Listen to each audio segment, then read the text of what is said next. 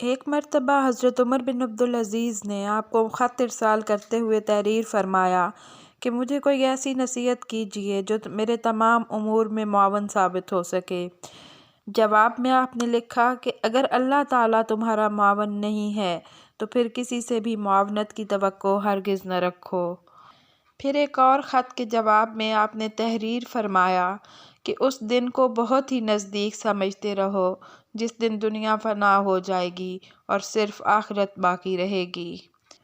ایک اور واقعہ شیخ فرید الدین اتار نے کچھ اس طرح بیان کیا ہے کہ جب بشر حافی رحمۃ اللہ علیہ کو یہ علم ہوا کہ حضرت حسن رحمۃ اللہ علیہ سفر حج کا ارادہ کر رہے ہیں تو انہوں نے تحریر کیا کہ میری تمنا ہے کہ آپ کے ہمراہ حج کروں۔ آپ نے جواب دیا کہ میں معافی چاہتا ہوں کیونکہ میری تمنا یہ ہے کہ صرف اللہ تعالیٰ کی ستاری کے پردے میں زندگی گزار دوں، اور اگر ہم دونوں ہمراہ ہوں گے تو ایک دوسرے کے عیوب یقیناً سامنے آئیں گے اور ہم میں سے ہر ایک دوسرے کو معیوب تصور کرنے لگے گا۔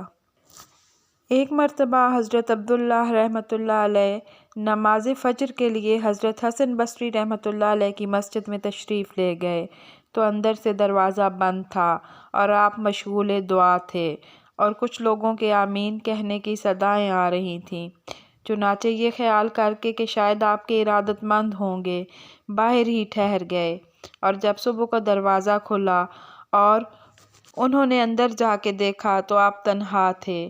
چنانچہ فراغت نماز کے بعد جب صورتحال دریافت کی تو فرمایا کہ پہلے تو کسی سے نہ بتانے کا وعدہ کرو، پھر فرمایا کہ یہاں جنات وغیرہ آتے ہیں اور میں ان کے سامنے بھی واز کہہ کر دعا مانگتا ہوں جس پر وہ سب آمین آمین کہتے رہتے ہیں۔ حضرت حسن بصری کا طریقہ دعوت بھی بہت انوکھا تھا۔ شمعون نامی ایک آتش پرست آپ کا پڑوسی تھا، اور جب وہ مرض الموت میں مبتلا ہوا تو آپ نے اس کے یہاں جا کر دیکھا کہ اس کا جسم آگ کے دھوئیں سے سیاہ پڑ گیا ہے۔ آپ نے تلقین فرمائی کہ آتش پرستی ترک کر کے اسلام میں داخل ہو جا، اللہ تعالیٰ تجھ پر رحم فرمائے گا۔ تو شمعون نے عرض کیا کہ میں 3 چیزوں کی وجہ سے اسلام سے برگشتہ ہوں۔ اول یہ کہ جب تم لوگوں کے عقائد میں حب دنیا بری چیز ہے تو پھر اس کی جستجو کیوں کرتے ہو؟ دوم یہ کہ موت کو یقینی تصور کرتے ہوئے بھی اس کا سامان کیوں نہیں کرتے؟ سوم یہ کہ جب تم اپنے قول کے مطابق جلوہ خداوندی کے دیدار کو بہت عمدہ شے تصور کرتے ہو تو پھر دنیا میں رضائے الہی کے خلاف کام کیوں کرتے ہو؟ آپ نے فرمایا کہ یہ تو مسلمانوں کے افعال و کردار ہیں، لیکن آتش پرستی میں وقت ضائع کر کے تمہیں کیا حاصل ہوا؟ مومن خواہ کچھ بھی ہو کم از کم وحدانیت کو تو تسلیم کرتا ہے، مگر تو نے 70 سال آگ کی پوجا کی ہے، اور اگر ہم دونوں آگ میں گر پڑیں تو وہ ہم دونوں کو برابر جلائے گی یا تیری پرستش کو ملحوظ رکھے گی، لیکن میرے مولا میں یہ طاقت ہے کہ اگر وہ چاہے تو مجھ کو آگ ذرا برابر نقصان نہیں پہنچا سکتی۔ اور یہ فرما کر اپنے ہاتھ میں آگ اٹھا لی اور کوئی اثر دست مبارک پر نہ ہوا۔ شمعون نے اس کیفیت سے متاثر ہو کر عرض کیا کہ میں تو 70 سال سے آتش پرستی میں مبتلا ہوں، اب آخری وقت میں کیا مسلمان ہوں گا؟ لیکن جب آپ نے اسلام لانے کے لیے دوبارہ اصرار فرمایا تو اس نے عرض کیا کہ میں اس شرط پر ایمان لا سکتا ہوں کہ آپ مجھے یہ عہد نامہ تحریر کر دیں کہ میرے مسلمان ہو جانے کے بعد اللہ تعالیٰ مجھے تمام گناہوں سے نجات دے کر مغفرت فرما دے گا۔ آپ نے اسی مضمون کا اس کو ایک عہد نامہ تحریر کر دیا، لیکن اس نے کہا کہ اس پر بصرہ کے صاحب عدل لوگوں کی شہادت بھی تحریر کروائیے۔ آپ نے شہادتیں بھی درج کروا دیں۔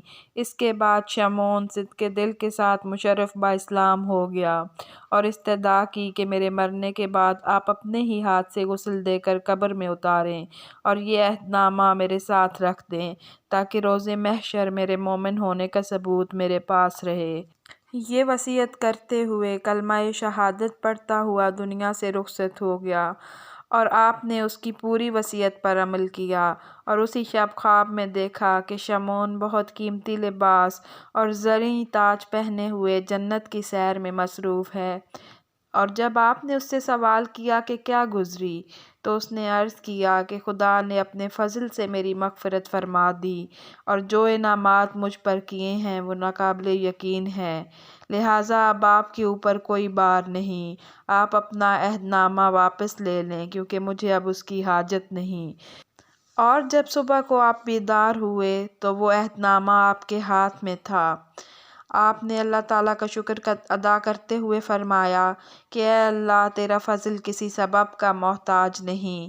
جب ایک آتش پرست کو 70 سال آگ کی پرستش کے بعد صرف ایک مرتبہ کلمہ پڑھنے کے بعد مغفرت فرما دی، تو جس نے 70 سال تیری عبادت و ریاضت میں گزارے ہوں، وہ کیسے تیرے فضل سے محروم رہ سکتا ہے؟ سبحان اللہ۔ آپ اس قدر منکسر المزاج تھے کہ ہر فرد کو اپنے سے بہتر تصور کرتے۔ ایک دن دریائے دجلہ پر آپ نے کسی حبشی کو عورت کے ساتھ اس طرح مے نوشی میں مبتلا دیکھا کہ شراب کی بوتل اس کے سامنے تھی۔ اس وقت آپ کو یہ تصور ہوا کہ کیا یہ بھی مجھ سے بہتر ہو سکتا ہے، کیونکہ یہ تو شرابی ہے۔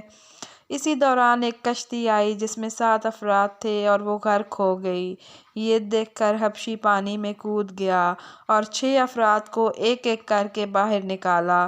پھر آپ سے عرض کیا کہ آپ صرف ایک ہی کی جان بچا لیں، میں تو یہ امتحان لے رہا تھا کہ آپ کی چشم باطنی کھلی ہوئی ہے یا نہیں۔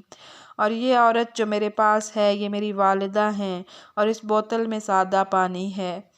یہ سنتے ہی آپ اس یقین کے ساتھ کہ یہ کوئی غیبی شخص ہے، اس کے قدموں پر گر پڑے اور حبشی سے کہا کہ جس طرح تو نے 6 افراد کی جان بچائی، اسی طرح کبر و نخوت سے میری جان بھی بچا دے۔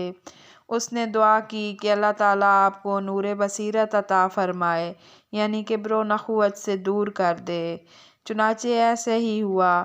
اس کے بعد سے آپ نے اپنے آپ کو کسی سے بھی بہتر تصور نہیں کیا، اور یہ کیفیت ہو گئی کہ ایک کتے کو بھی دیکھ کر فرماتے کہ اگر اس عذاب سے چھٹکارا حاصل ہو گیا تو میں بہتر ہوں، ورنہ کتا مجھ جیسے 100 گنہگاروں سے افضل ہے۔ کچھ لوگوں نے عرض کی کہ فلاں شخص آپ کی غیبت کر رہا ہے، تو آپ نے بطور تحفہ اس کو تازہ کھجوریں بھیجتے ہوئے پیغام دیا کہ سنا ہے کہ تم نے اپنی نیکیاں میرے نامہ اعمال میں درج کروا دیے ہیں، میں اس کا کوئی معاوضہ ادا نہیں کر سکتا۔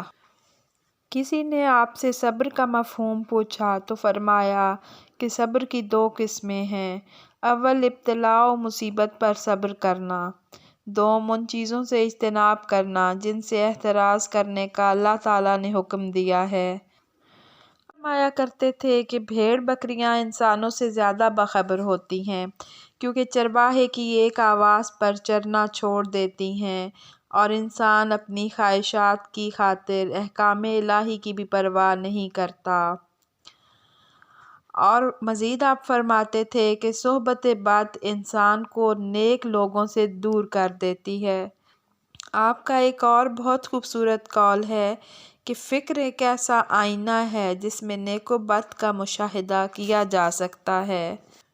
پھر آپ نے فرمایا کہ ہر فرد دنیا سے 3 تمنائیں لیے ہوئے چلا جاتا ہے، اول جمع کرنے کی حرص، دوم جو کچھ حاصل کرنا چاہا وہ حاصل نہ کر سکا، سوم توشہ آخرت جمع نہ کر سکا۔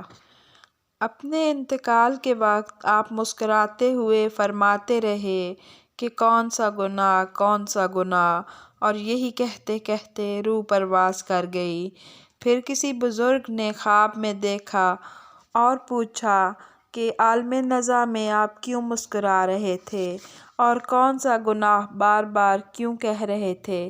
فرمایا کہ دم نزا مجھے یہ ندا سنائی دی کہ اے ملک الموت، سختی سے کام لے کیونکہ ایک گناہ باقی رہ گیا ہے۔